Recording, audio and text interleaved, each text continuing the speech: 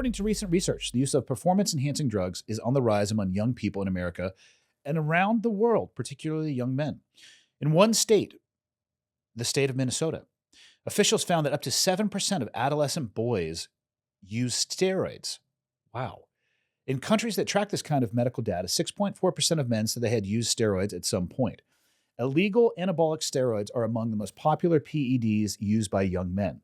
Doctors warn that steroids can cause a range of health problems such as heart complications, liver damage, and blood clots, as well as psychological issues. Researchers have pointed to social media as a possible cause for the rise in steroid use among young men, pointing to open discussions about steroids like Trenbolone or Tren on platforms like TikTok and YouTube.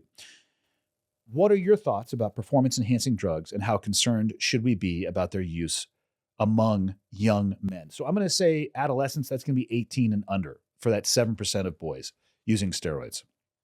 It's wild, man. That statistic is wild to me. You are at your peak testosterone production at that point in your life. Yeah, and it's weird because when we joined the military very young, I don't remember anybody, at least initially, being on steroids. And we were all elite athletes. I mean, the things that we could do when we were young, the obstacle courses, the rucking, the running, the swimming, all the things that I remember doing. I did, the PT test in the Army was push-ups, sit-ups, and a 2-mile run. I would score 350 on a 300 max scale all the time because I could do 100 push-ups in 2 minutes. And I could do 100 sit-ups in 2 minutes. I could run a 12-minute 2-mile. And I always thought to myself, like, man, if you were on steroids, it would actually slow you down. And you couldn't be elite. You couldn't have the endurance. It's kind of the skewed perspective that we have seen, and people thinking that operators, for example, big, tough, jacked dudes. It's like me and you are naturally just big dudes. We're actually not the norm on teams. Like the norm is like skinnier, smaller stature dudes who are endurance athletes who have the ability to ruck, run, swim for miles, miles, and miles.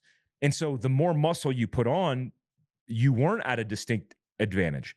Now, I grew up in football, playing football and baseball and all the sports, and I thought creatine was cheating. Like I would take creatine with grape juice, and I'm like, man, I'm getting swole. But I did, from somebody who grew up in the teams in my mid-20s, I will say I saw the abuse of steroids. Same. And what I see now, and I'd like to hear your opinion on this, what I see now, all those dudes who abuse steroids, they're either off and they miraculously are healthy, they got cancer, or they continue to abuse and they had substantial mental health issues because of that abuse. As somebody who is about to get on TRT, as a recommendation from my friend group, including you, who's in my mid to late 40s, I think that's when you need to do it. But these young kids hearing that, it's mind-boggling to hear that. Yeah, I definitely noticed people using performance-enhancing drugs after I had gotten to the SEAL community. And I know because there was recently a death in training, and as the investigation comes out, it seems to be, and I'm paraphrasing here slightly, and I don't have the report in front of me, but performance-enhancing drugs was mentioned many times in that investigation. And it seems as if the usage is a lot more prolific for people attempting BUDS, the initial pipeline into SEAL training. I'm not saying that wasn't happening when I was there. I just don't remember ever seeing it. I never had a conversation about it. But I did see people, in even pre 9/11, there was one individual in particular in my first platoon who I just didn't understand how they could be that large and have such a low percentage of body fat. And this is, of course, my own naivete because I was not raised around this stuff. This individual is dead now. Now, whether or not those two could be connected, I don't know. I believe he died from a heart-related issue, which there is at least some correlation, if not causality, between certain substances and issues with the heart. Again, he died many years ago. And I really got an understanding of what he was doing because we did a pre-9/11 trip to Thailand, and he went to the pharmacy. And by pharmacy, I thought he was saying something like Walgreens, and he came out of the pharmacy with vials. I was like, oh, this is a Thai pharmacy. Understood, sir. And so it's, what you said is interesting.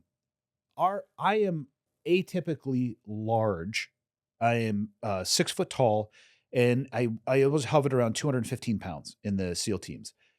That did not reward my job well.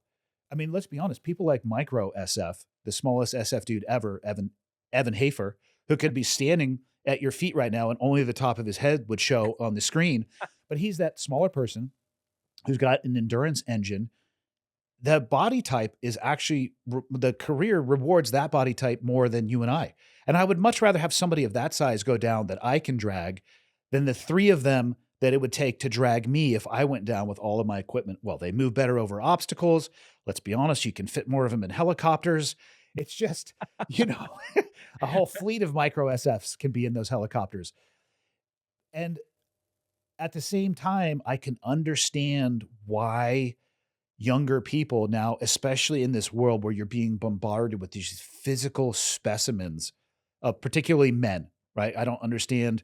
I know that there are ways for females to performance enhance as well for a particular type of physique, but specifically on men, yeah, you're bombarded with these dudes who are jacked with a 16 pack and 0% body fat. And you're like, holy shit, I want to look like that.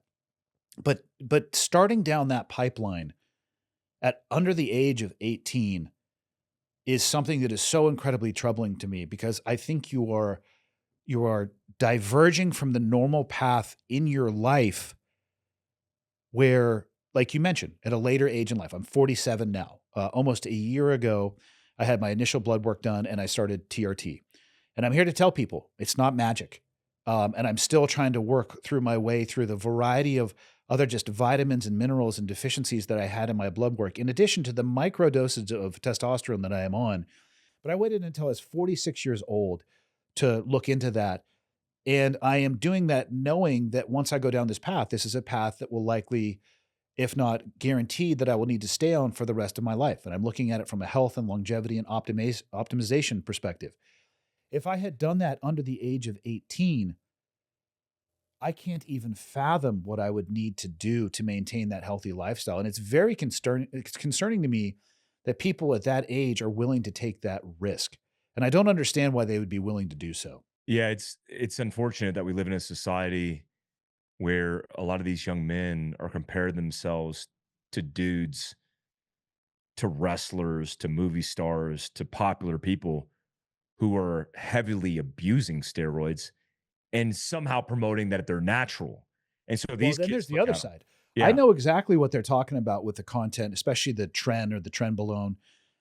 I've seen some of the content where people are openly talking about, and I'm not going to say that they're promoting other people participating, but they're certainly not hiding their own participation in it.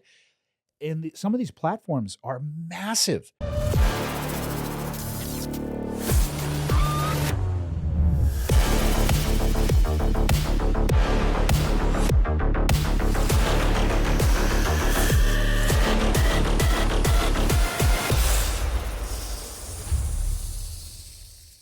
I mean, research the cost of what it is that you want to do. Yes, does this person have a massive social media profile? Do they look like an animated Marvel character? They do right now in this moment. But what are they going to look like in 10 years? What are they going to look like in 15? Are they going to be alive in that time period? Yeah, a good demographic to pull some data points from is the bodybuilding. I mean, you see these guys that at their peak were just massive freak shows, which I don't know why you again, like if you're looking into being functional, being fit and healthy, being having some kind of endurance, that's not exactly how to do it. I mean, it's complete opposite. I mean, there's an aesthetic component and then there's a performance component. And I think testosterone allows you to pack on some weight and some pounds. And especially for people who, potentially need that because genetically or maybe even health wise, they were prescribed that. That's one thing. But to take it and abuse it at such a young age where now the natural production, because guys, if you're listening to this, you're a young guy listening to this, when you put an orb of testosterone inside of your butt or your shoulder or your leg, your body shuts down your natural production of it and just starts utilizing that synthetic dose of testosterone as the fuel that's going to provide that for your body. And so your natural production, if not restarted properly, is going to create a new baseline and potential complications and your endocrine system not producing enough testosterone for the rest of your life. So if you really want to mess up your system, abuse it, and then potentially look at the ramifications of having to take it forever. And again, I've seen the side effects with team guys who've abused it, everything from anger issues to acne to cancer. It's like Mhm. it's an ugly world, man. And if you're looking at other people who are jacked and promoting some kind of healthy lifestyle, which is the reason they got jacked, it's likely that they're using some kind of anabolic steroids of some kind, some PEDs, and I think it's just a bad precedent altogether because it truly does affect your health and wellness, and most significantly, I think your mental health.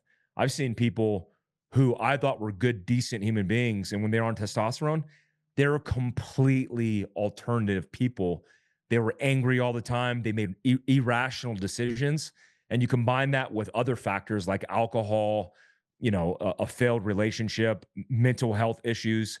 You're looking at a recipe for disaster. So kids, young men, people in general, stay away from it unless you're looking at it for replacement therapy with the right blood work and all that stuff. So it's interesting you bring that up. What was the tipping point for you to even look at doing something like that?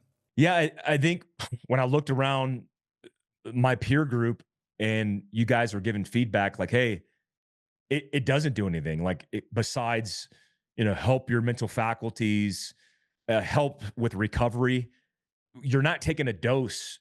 Guys in our network, guys who are on TRT, you're not taking a dose that's going to get you jacked in the gym.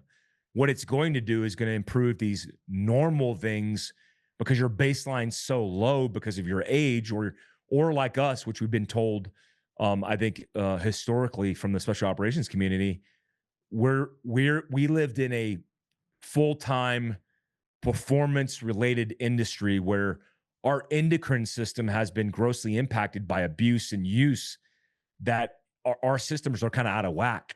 You identify that out of whackness by your blood work that most of these places are doing, and then you're getting a dose that's going to get you back to baseline, not get you back to like being a bodybuilder. So I, Yeah. I think I think for me, it was not getting a lot of good sleep, not recovering properly, and then not able to even get through my day without falling asleep. Those are some signs and indications. I mean, erectile dysfunction is another one, but like just becoming lazy, which is going to happen when your testosterone levels drop naturally. Get your blood work done, do it the right way, and have somebody who's going to constantly check that to keep your levels dialed. Which I don't know the organization that you recommended, but I'm going to use them because I have several friends of mine who have utilized them, and I think that's important way to do it. Yeah, and if people have questions, again, I am older now than I ever thought human beings could become. So it's my biggest piece of advice for young men is understand that nothing comes for free, regardless of what you see on the internet, or regardless of what you may be looking at or to aspire to. Even if say somebody wants to go down the pipeline that you and I used to go down, that doesn't come for free either. That's going to take a tremendous amount of energy and effort, and other portions of your life are going to be sacrificed. You may not have life experiences that your peers do. You may have less relationships than your peers do because you are pursuing an occupational goal that requires sacrifice. It comes at a cost. When you're looking at performance enhancing drugs, nothing is free. And doing something at a young age because you have a different view of time.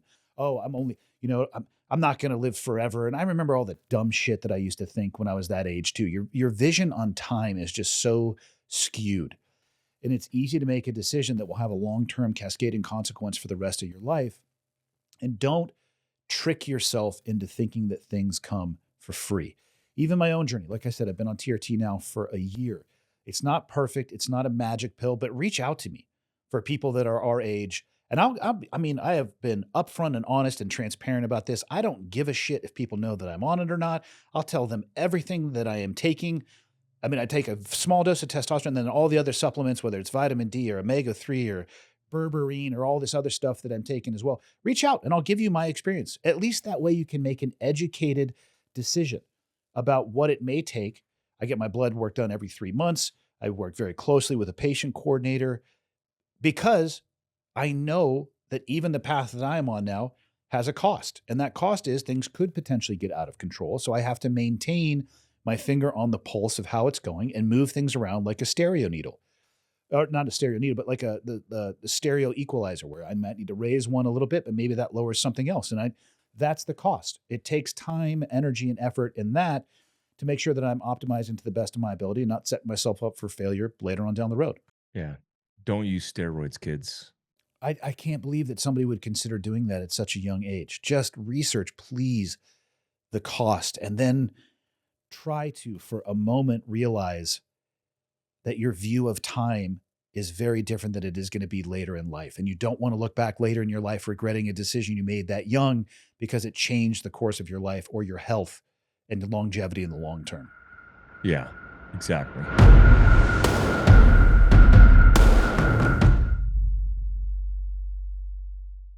What's going on, everybody? I want to let you know about an ongoing effort in Western North Carolina to help victims of Hurricane Helene and how you can help our friends at the Sentinel Foundation. The hurricane has displaced people around the region and destroyed countless homes. However, Sentinel is on the ground helping. They've been actively getting critical supplies to residents in some of the area's most isolated locations. They've been able to provide over 60 Starlink systems to fire departments, police departments, and churches so that they can communicate and coordinate for their communities. They've also organized both aircraft and ground units to transport and deliver donations. So far, they've accepted and organized an estimated 7 million pounds of materials and distributed about 4 million pounds to support the ongoing relief efforts. Sentinel has also continued to monitor reports of child trafficking, exploitation within the area of operation through law enforcement. To find out more about their efforts to help hurricane victims and their anti-child exploitation efforts, and to see how you can help, please check out foundationsentinel.org.